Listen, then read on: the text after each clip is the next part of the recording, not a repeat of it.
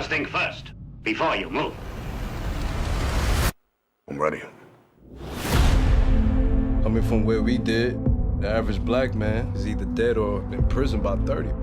Stick to the music. It's better odds. Hey, yo, D, we gotta talk. Wu Tang. It's the only way we can get to a better future. Look, I got more mouths to feed. I'm Sari Cohen with Hollywood First Look, and we're here today with some of the cast of Wu Tang: An American Saga. It's back on Hulu September 8th. Obviously, being on the show has changed your lives in one way or another, but how has Wu Tang, the music, changed your life? Do you remember the first Wu Tang song that you fell in love with? You know, I would say my gateway into Wu Tang was actually Kanye West, because what Kanye used to do is Kanye used to bring a lot of those brothers in it. And so me being a young kid in high school, all of a sudden I'm hearing all these sounds, especially I'm hearing the RZA, I'm hearing all these sounds, I'm hearing all this kung fu music, and I was really into anime, I was really into comic books, and so I was like, oh my God, I'm seen. For the first time in my life, I'm seen. And then I listened to my homie gave me Only Built for Cuban Links as a burnt disc.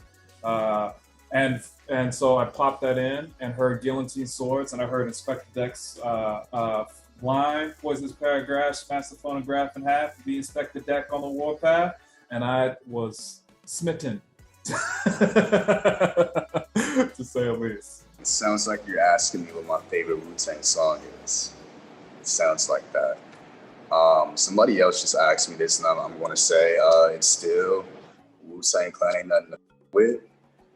I feel like that song is just brilliant and badass and just like a staple. Like Wu Tang Clan ain't nothing to with, you know. Yeah, I also think the production on that song is just immaculate. The entire album of the 36 Chambers is really sick, but I think that song in particular is one of my favorites. Like I have it on my playlist.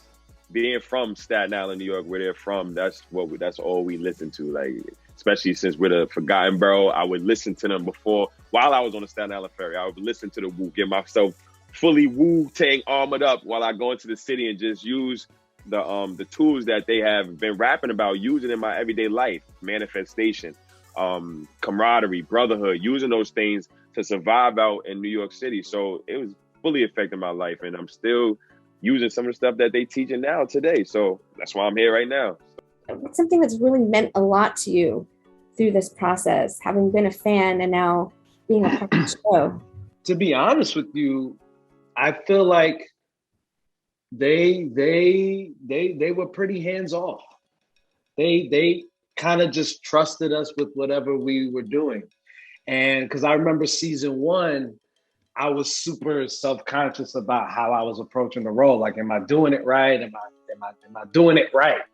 And there was never necessarily a yes or a no. It was just kind of like, you know, we're gonna find it. I also hadn't met Power at the time. Like, it took me 7 episodes until I actually met him.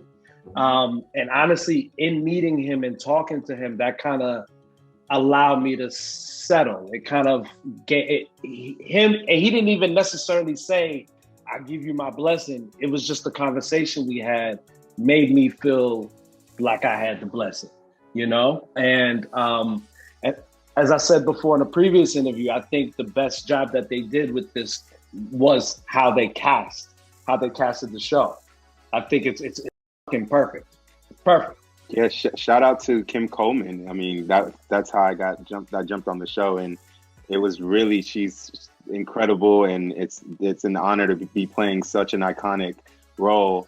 I think that I got the call from Kim Coleman, and you know, it was like it all happened in one day for me. It was like, yo, you're booked, and we want to fly you out tonight, so you can get on the plane and hurry up and come to New York because we're starting. And I was like, okay, bag is packed, you know. And so when I got to New York, I finally met RZA.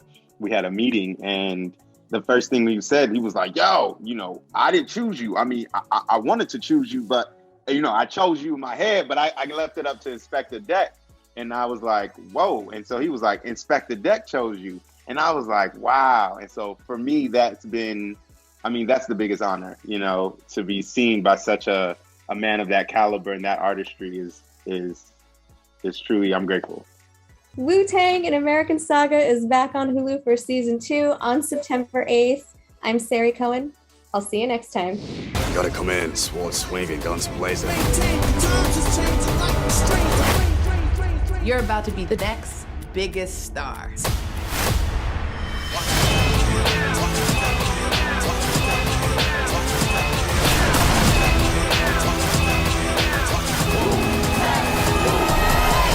We'll change this entire industry.